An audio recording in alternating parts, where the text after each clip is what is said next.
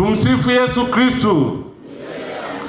Tushirikishane tone la upendo. Na wasalimu kwa jina la Jamhuri ya Muungano wa Tanzania. Kazi na utu. Kazi na utu, tunasonga mbele. Kazi na utu. Awali ya yote, kabla sijatoa maneno ya shukrani, nianze kwa kutoa pole kwa waumini wote na mababa, mapadri na mababa wa askofu kwa ajali ya wenzetu ambao tumeelezwa hivi punde. Naomba niwape pole na majeruhi hao waweze kupata nafuu na baadaye warudi kujumuika nasi katika kumtumikia Mungu. Nipende pia kutumia fursa hii kumshukuru Mwenyezi Mungu mwingi wa rehema kwa kutujalia uhai na kutukutanisha pamoja katika maadhimisho ya kumbukumbu ya miaka 60 ya uwepo wa utume wa shirika la wamisionari wa damu ya azizi ya Yesu Kristo hapa Tanzania.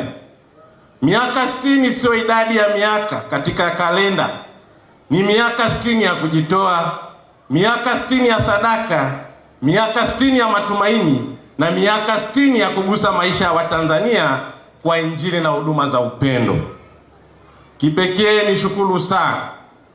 Tumesikiliza simulizi nzuri na yenye kuleta hisia ya Baba Padre Joseph Montenegro kwa namna ambavyo alikumbana na changamoto ambayo ingeweza kumkatisha tamaa na pengine kurudi nyuma na kuomba arudi kwao.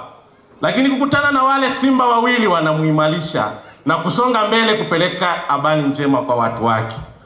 Na hapo inanikumbusha neno la Mungu kutoka katika Injili ya Yohana sura ya 5 mstari wa 13 ambayo inasema, hakuna aliye na upendo mwingi kuliko huu wa watu kutoa uhai wake kwa ajili ya rafiki zake. Na hii imejiizilisha kwenye simulizi aliyotupa Baba Joseph. Maneno haya yanaakisi kwa namna pekee utume wa shirika la damu na azizi ya Yesu ambalo kwa miongo 6 limekuwa likitoa maisha yake kwa ajili ya watu wa Tanzania kupitia huduma za uinjilishaji, elimu, afya, maendeleo ya jamii na kuwafikia wale walio pembezoni mwa jamii katika vijiji vya mbali, katika shule, hospitali, parokia na vituo vya huduma za mbalimbali. Historia ya Tanzania kwa utume huu imeandikwa kwa wino pekee na bali kwa jasho sana na sadaka za wamisionari hawa na wale wote walioitikia wito wa kutumikia kanisa kupitia umisionari ndani ya taifa la Tanzania na kupitia kalama za damu azizi ya Yesu Kristo. Kwani wao waliweza kuacha familia zao, faraja zao na mara nyingi kuishi katika mazingira magumu ili kuwahudumia wengine. Wameonyesha upendo wa Kristo unaotusukuma kujitoa pasipo kujibakisha. Lakini siku ya leo tumekuwa na tukio muhimu sana kikanisa kwa kuwapokea na tumewapokea washemasi wapya 4 waliopata daraja la ushemasi. Naomba na mimi nichukue fursa hii kuwapongeza mashemasi wetu hawa 4. Shemasi Samson Masiko, Gregory Mbwete, Gervas Kwai na Ladislaus Lusato kwa kupata daraja hili la ushemasi. Kama alivyosema Mwashamba Baba Askofu Gervas Nyaisonga, nami niwatakie kila laheri katika utume huu na katika daraja hili la ushemasi. Muende mkawe chumvi na mwanga wa kupeleka habari njema kwa watu wote. Hongereni sana kwa mara nyingine. Kwa heshima kubwa sana naomba nimshukuru sana Mheshimiwa Daktari Mwigulu Lameck Nchemba, Waziri Mkuu wa Jamhuri ya Muungano wa Tanzania, kwa kunipatia fursa ya kumwakilisha katika tukio hili muhimu. Mheshimiwa Waziri Mkuu alipenda kujumuika nanyi katika tukio hili, lakini kutokana na majukumu mengi alionayo amenielekeza kumwakilisha katika tukio hili la kihistoria na amelipa uzito wa pekee. Kwanza kama Waziri Mkuu ambaye jukumu la mahusiano liko ndani ya ofisi yake, tukichukulia kwamba ni mwanzo mzuri wa kuunganisha kanisa na serikali kupitia jukumu la mahusiano. Lakini namba 2 ni kama mwana Singida ambaye amenieleza kwamba kwa namna moja au nyingine upendo wa utume wa shirika la damu azizi limeweza kuyagusa maisha yake. Ameniambia kuna mambo mengi ambayo kupitia shirika hili na huduma wanazozitoa pengine zimemfanya naye leo aweze kufikia matamanio yake. Mheshimiwa Waziri Mkuu anawashukuru sana Shirika la Damu Azizi kwa utume ndani ya nchi yetu ya Tanzania, lakini kipekee katika mkoa wa Singida ambao pia Mheshimiwa Waziri Mkuu ni mwakilishi kama mbunge, lakini ni mzaliwa wa mkoa wa Singida. Anawashukuru sana. Lakini pia na mimi binafsi nichukue nafasi hii kuendelea kumshukuru Mheshimiwa Rais wa Jamhuri ya Muungano wa Tanzania Daktari Samia Suluhu Hassan kwa kuendelea kuniamini katika nafasi kama waziri wa nchi ninayesimamia masuala ya kazi, ajira na mahusiano ndani ya ofisi ya Waziri Mkuu. Na hili jukumu mpya la mahusiano amelianzisha Mheshimiwa Rais kuonyesha nia zake ya kuwaleta Watanzania pamoja, zikiwemo taasisi za dini, asasi za kiraia, mashirika yasiyokuwa serikali na vyama vya siasa. Na mimi jukumu hili nimhakikishie Mheshimiwa Rais nitalibeba vema. Ndugu viongozi na waumini wote mliohudhuria adhimisho la siku ya leo, naomba nitumie nafasi hii kuwaletea salamu za upendo kutoka kwa Mheshimiwa Rais wa Jamhuri ya Muungano wa Tanzania Daktari Samia Suluhu Hassan. Mheshimiwa Rais anatambua uwepo wa tukio hili muhimu na amenituma nifikishe salamu na pongezi kwa kuendelea kushirikiana na serikali katika kutoa huduma ya kiroho na hususani kwenye sekta ya elimu, afya na maendeleo ya jamii katika nchi yetu ya Tanzania. Mheshimiwa Rais anawashukuru sana. Vile vile nilete salamu kutoka kwa Mheshimiwa Balozi Daktari Emmanuel John Nchimbi, Makamu wa Rais wa Jamhuri ya Muungano wa Tanzania. Naye anawapongeza na kuwatakia heri katika maadhimisho ya miaka 60 ya shirika letu la Damu Azizi ya Yesu Kristo. Nami nitumie nafasi hii kuwashukuru sana viongozi wetu hawa wakuu kwa kuendelea kunipa maelekezo na miongozo ya kufanikisha uratibu wa masuala ya kazi, ajira na mahusiano kwa kushirikiana na wadau mbalimbali. Na leo hii mmeona tunashirikiana pia na wamisionari wa shirika la Damu Azizi ya Yesu. Na washukuru sana viongozi wetu. Lakini pia niwaletee salamu za Mheshimiwa mbunge wa jimbo hili la Manyoni, Mheshimiwa Pius Steven Chai daktari, ambaye pia alikuwa tuwe naye hapa ila amepangiwa majukumu mengine na Mheshimiwa waziri wake, lakini amesema atafikisha salamu kwa namna atakavyopata muda. Anawasalimu sana. Lakini nitakuwa mchoyo wa fadhila nisipomshukuru na kumpongeza mkuu wa mkoa wa Singida dada yangu Halima Dede. Amekuwa ni mtu mchapakazi sana. Mwaka jana tulikuwa na tukio kubwa sana ndani ya mkoa wa Singida. Aliweza kulifanya tukio lile likawafanya pia mikoa mingine waone wivu. Tulikuwa na maadhimisho ya siku ya wafanyakazi duniani Mei Mosi kitaifa, yalifanyika mkoa wa Singida. Kwa kweli kwa namna alivyoorganize tukio lile, mama, Mwenyezi Mungu akubariki, wewe ni mchapakazi. Lakini kubwa zaidi ni namna ya mahusiano kati ya mikoa ambayo tunalala usingizi.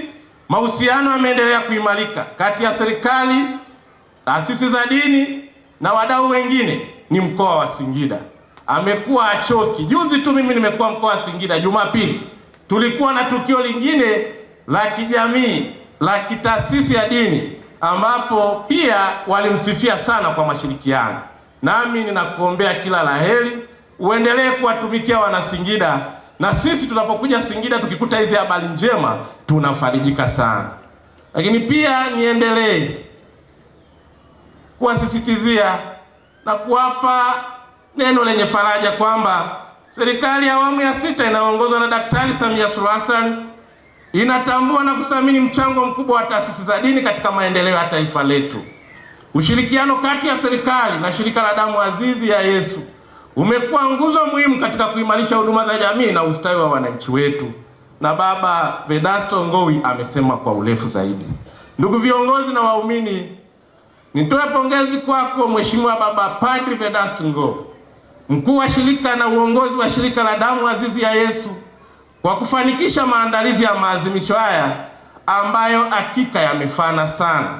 Na wapongeza sana wadau wote kwa umoja na mshikamano walioonyesha na kufanikisha jambo hili muhimu. Ongeleni sana. Vile vile nitoe pongezi kwa washiriki wote mliojumuika hapa. Ninatambua pamoja nasi tunao viongozi mbalimbali wa dini, viongozi wa serikali, viongozi kutoka katika vyama mbalimbali vya siasa, waumini na wageni kutoka ndani na nje ya nchi. Uwepo wenu ni ishara ya umoja na mshikamano na kielelezo cha kutambua mchango wa taasisi za dini katika maendeleo ya jamii. Nami niungane na wenyeji wetu kuwakaribisha sana wageni kutoka nje ya nchi, na wakaribisheni Tanzania. Tanzania ni nchi yetu nzuri sana, na nyinyi wenyewe mmesema na salamu za Papa tumezipokea. Asanteni sana na karibuni sana Tanzania. Ndugu viongozi na waumini, na mengi yamesemwa na Baba Askofu Mapunda amerudia, na mimi nitaanza kwa kuchukua maneno kutoka waraka wa Yakobo sura ya 2 mstari wa 17 ambayo inasema, vivyo hivyo na imani isipokuwa na matendo imekufa nafsini mwake. Kwa miaka 60 shirika hili limeonyesha kwamba Injili haihubiriwi kwa maneno pekee, bali pia kwa matendo yanayoonekana.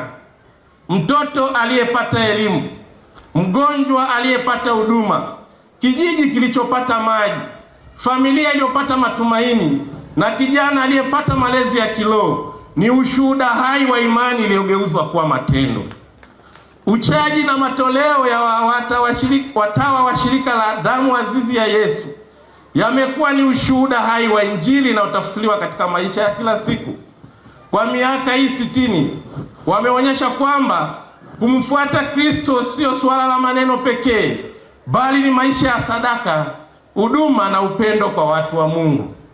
Serikali ya awamu ya 6 inaongozwa na Daktari Samia Suluhu Hassan inaamini kuwa maendeleo endelevu hayawezi kupatikana kwa serikali pekee, bali yanahitaji nguvu ya pamoja kati ya serikali, taasisi za dini, sekta binafsi, wananchi wenyewe.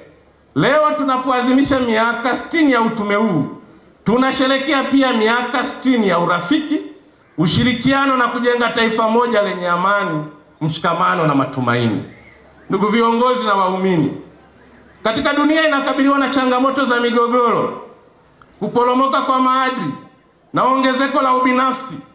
Ujumbe wa damu azizi ya Kristo kwa upendo, upatanisho na mshikamano unahitajika zaidi kuliko wakati mwingine wowote.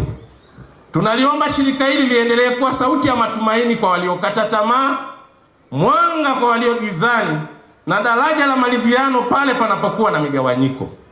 Tunapaswa kutambua kuwa amani ndio msingi wa maendeleo ya taifa letu. Waasisi wetu walitulifisha amani, hivyo ni muhimu kuendelea kuwaenzi waasisi hao kwa kulifisha vizazi vyetu vya sasa na vijazo taifa lenye amani. Kama tulivyoeleza kuwa katika kipindi cha miaka 60 iliyopita, shirika hili limepanua utume wake katika majimbo mbalimbali ya Kanisa Katoliki hapa nchini, na kwa sasa linafanya huduma katika takribani majimbo 10. Aidha, shirika hili limezalisha viongozi wengi wa kanisa ikijumuisha maaskofu, likiwa na zaidi ya wamisionari 119 kama tulivyoelezwa wa Kitanzania na zaidi ya waseminari 50. Hongereni sana, haya ni mafanikio makubwa sana. Miaka 60 iliyopita huenda hakuna aliyefahamu mbegu iliyopanda ingekuwa mti mkubwa kiasi hiki. Leo tunasimama chini ya kivuli cha mti huo na kufurahia matunda yake. Lakini historia inatufundisha kwamba miti mikubwa zaidi bado ina nafasi ya kuendelea kukua na kuzaa matunda zaidi, na leo tumeona mashemasi 4 wakipata daraja la ushemasi. Hii ni ishara kwamba bado miti mingine ina nafasi ndani ya shirika letu. Hongereni sana.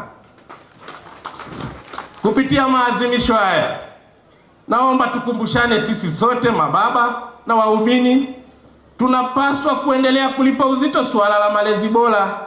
Na mama yangu hapa, Mama Martha Mrata, amelisema kwa uzuri, malezi bora kwa watoto. Na ndio maana mimi nimevutika sana watoto walipokuja kwa wingi hapa, nikawiwa niwape zawadi, kwa sababu ni ndo tamanio letu. Ndio tamanio letu kama serikali kuona tunaandaa kizazi ambacho kesho kitakuwa kizazi chema kwa mustakabali wa taifa letu.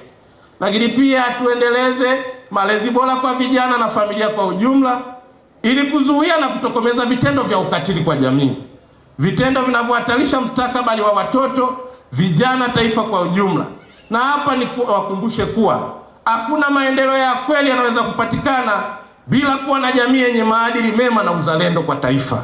Naomba kwa namna kipekee niweke msisitizo zaidi na nirudie tena kama mama yangu Martha Mrata alivyosema, malezi pia kwa vijana wetu. Kwani katika dunia ya sasa vijana wamekumbwa na wimbi kubwa ambalo kimwili wana nguvu nyingi, lakini kihisia wapo dhaifu sababu ya makuzi na malezi. Kwa kifupi nasema physically strong but emotionally exhausted. Lakini pia vijana wetu wanakumbwa na wimbi la teknolojia, wana maarifa makubwa kwenye upande wa teknolojia, lakini kiroho ni watupu na wakiwa.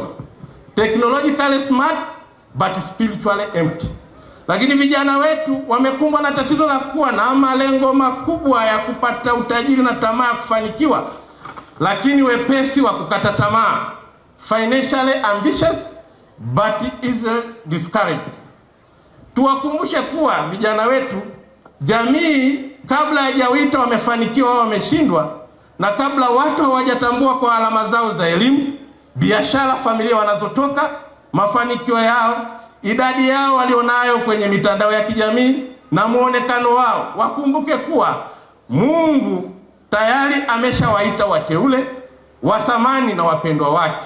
Isome kitabu waraka wa Mtume Paulo, waraka wa kwanza wa Mtume Paulo kwa Timotheo, sura ya 4 mstari wa 12. Neno linasema, mtu awaye yote asiudharau ujana wako, bali uwe kielelezo kwa wao waaminio katika usemi na mwenendo na upendo na imani na usafi. Kwa Mwenyezi Mungu kashawatambua tayari kuwa wao ni wateule, wa thamani na wapendwa wake.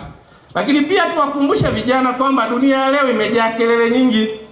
Kila mtu anakuambia cha kuvaa, mafanikio yako yanapaswaje kuwaje, jinsi ya kupata umaarufu na nini unapaswa kutamani. Lakini vijana wenye nguvu zaidi si wale wanaopiga kelele zaidi na wanaumbishwa na kelele hizi. Vijana wenye nguvu zaidi ni wale ambao bado wanaweza kusikia sauti ya Mungu katikati ya kelele za dunia na kuifuata. Lakini tuwakumbushe wasiruhusu umati wa watu kunyamazisha imani yao. Na tuwasisitize kuwa wanaweza kuwa wa kisasa bila kupoteza imani yao. Wanaweza wakatumia teknolojia na bado wakapiga magoti mbele ya Mungu, na wanaweza wakafanya biashara zao na mambo yao, na wakati huo wakajenga ufalme wa Mungu. Hivyo kizazi hiki cha vijana kinaweza kutambulika si kwa kelele za dunia, bali kwa furaha, amani na nguvu ya Roho Mtakatifu. Ndugu viongozi na waumini, ninapoelekea kuhitimisha hotuba yangu, naomba niendelee kusisitiza serikali ya awamu ya 6 inaongozwa na Daktari Samia Suluhu Hassan itaendelea kushirikiana kwa karibu na taasisi zote za dini katika kuimarisha mahusiano. Na jana tumeanza tarehe 1 Julai tumeanza utekelezaji wa dira ya maendeleo ya 2050. Dira hii imejikita sana katika kujenga taifa lenye amani, umoja, maendeleo na ustawi wa wananchi. Hivyo ni matarajio ya serikali ya awamu ya 6 inayoongozwa na Daktari Samia Suluhu Hassan kuwa shirika la damu azizi ya Yesu litaendelea kuwa mshirika muhimu katika kujenga kizazi chenye maadili, elimu, afya na moyo wa kujitolea na uzalendo kwa ajili ya maendeleo ya Tanzania. Na baba wetu wa shirika kwa hapa Tanzania, ni kuhakikishie changamoto ulizozileta kwetu, hasa hizi za mashirikiano katika sekta ya afya, madaktari ambao walikuwa wakija kufanya kazi kwa ushirikiano, na bado tunaendelea kufanya jambo hilo, ni kuhakikishie tumelibeba kwa uzito mkubwa na tutaenda kulifanyia kazi. Tutafanya mawasiliano tuone namna gani ya kurejesha utaratibu huu ambao ni manufaa na kwa ajili ya ustawi wa jamii. Halikadhalika umeongelea habari ya vifaa na nini, vyote hivi na vijumuisha katika kundi moja. Tutajadiliana tuone namna gani mashirikiano yetu kati ya shirika letu la damu azizi pamoja na serikali yanaweza kufanikisha mambo haya. Lakini jambo la pili uliloliongelea juu ya mradi wa maji ni kwa ajili ya huduma ya watu. Na sisi serikali tumekuwa tukitumia fedha nyingi kuweka miradi ya maji. Tunapoona shirika mmejitoa kwa ajili ya kuhudumia watu maji, kama serikali kamwe hatutakubali kuona mradi huu unakufa. Tutahakikisha tunawashika mkono ili mradi huu uwe endelevu. Nalo hili nimelichukua kwa uzito mkubwa na tumeteta na Mheshimiwa Mkuu wa Mkoa. Nitakapoondoka ataomba orodha ya wale wote ambao ni taasisi za serikali ambazo zinadaiwa bili kiasi kwamba wanataka kuwa mradi wa maji, kuhakikisha kwamba wanaleta hayo malimbikizo yao ili mradi wetu uendelevu. Na amenieleza kwa dhati Mheshimiwa Mkuu wa Mkoa, na kama nilivyomweleza katika salamu zangu, ni mtu mchapakazi na hili jambo atalisimamia kikamilifu. Niendelee kuwasisitiza kuwa serikali itaendelea kuzitatua changamoto ambazo shirika linapitia, na hapa mtambue kuwa shirika ni mdau muhimu wa maendeleo katika maeneo mbalimbali hapa nchini. Hivyo changamoto mlizozieleza hapa leo, serikali imezipokea na nirudie tena, itazifanyia kazi kwa hatua na kwa muda. Kwa baba Padri Ngoy, nikuhakikishie tumebeba kwa uzito mkubwa. Na ndio maana Mheshimiwa Rais ameanzisha wizara hii ya mahusiano. Tunaratibu mambo haya na kuyafanya awe rahisi zaidi. Kwa mara nyingine, kwa niaba ya serikali nitoe pongezi za dhati kwa viongozi wote wa shirika, wamisionari waliotutangulia, mapadi na watawa na waumini wote waliochangia safari ya miaka 60. Pia tuwakumbuke kwa heshima wale wote waliotangulia mbele za haki baada ya wao kwa moyo wao wa majitoleo. Juhudi zao zinaendelea kuishi katika mioyo ya watu na katika taasisi walizozijenga. Tunawaombea muendelee kupata nguvu, hekima na neema ya kwenda kutumikia kanisa na taifa kwa vizazi vijavyo. Napenda kwa kuhitimisha kwa maneno ya Mtume Paulo kwa Wagalatia sura ya 6 mstari wa 9. Tusichoke kutenda mema, kwa maana kwa wakati wake tutavuna tusipozimia moyo. Hakika mmefanya mema mengi miaka 60 na Tanzania imevuna matunda ya huduma yenu. Tunaamini kwamba miaka ijayo italeta mavuno makubwa zaidi kwa kanisa na kwa taifa letu la Tanzania.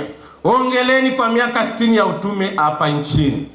Na kipekee sana Mheshimiwa Waziri Mkuu amewewa sana, na alisema atafikisha nije niseme mchango wake, japo hakuna barua yeye kwa majitoleo. Ni mtu mwema sana, amekuwa akijitoa kwa moyo tena wa dhati. Amesema kwa namna yoyote ile atahakikisha anachangia mchango wake shilingi milioni 30. Baada ya kusema hayo, na washukuruni sana ninyi nyote mlioshiriki maadhimisho haya. Mwenyezi Mungu aendelee kubariki shirika la damu azizi ya Yesu, alibariki taifa letu la Tanzania, atubariki sisi zote tuliopo hapa, awabariki viongozi wote waandamizi, Mheshimiwa Waziri Mkuu, Mheshimiwa Makamu wa Rais na Mheshimiwa Rais wetu Daktari Samia Suluhu Hassan. Tuendelee kuwaombea ili waendelee kuliongoza taifa letu kwa amani, na ili nchi yetu tunayoitaka kufikia 2050, Tanzania yenye uchumi, yenye pato lipatalo dola za Kimarekani trilioni 1 tuweze kufikia. Baada ya kusema hayo, asanteni sana kwa kunisikiliza, na Mwenyezi Mungu atubariki sisi sote.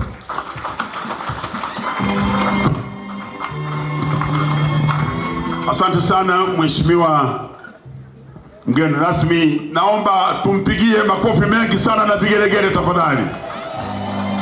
Akina mama haijatosha vigelegele. Anasalimiana kule na mababa. Hakika huyu kumbe nimegundua ni mseminari. Vifungu vyote hivi amevitoa wapi? Huyu ni paroko wa nyumbani. Na kama kweli rais kumbe alishajua kwamba kwa vifungu hivi ataleta mahusiano mazuri kati ya serikali na kanisa. Mungu akubariki sana. Pigeni makofi mengi na vigelegele.